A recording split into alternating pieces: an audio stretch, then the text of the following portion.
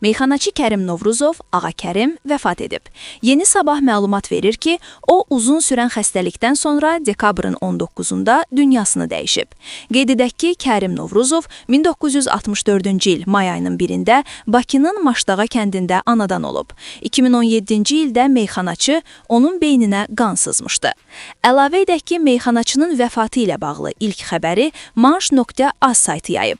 Meyxanaçı Kərim Novruzov, Ağa Kərim, doğulduğu kənddə Bakının Maşdağa qəsəbəsində dəfn olunacaq.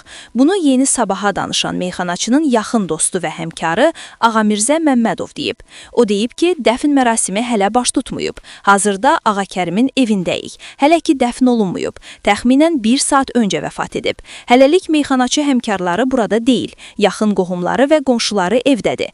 Xəbər yayıldıqca meyxanaçılar da gələcəklər. Dəfn və yas mərasimi Maşdağa kəndində olacaq.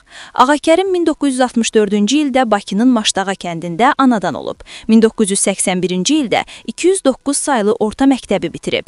Təhsil illərində onda ədəbiyyata, meyxanaya həvəsi bu fənnin müəllimi Seyidxanım Yəhyayev oyadıb. Meyxana marağı qonşusu Ağa Səlim Çıldağın audio kasetlərindən sonra yaranıb.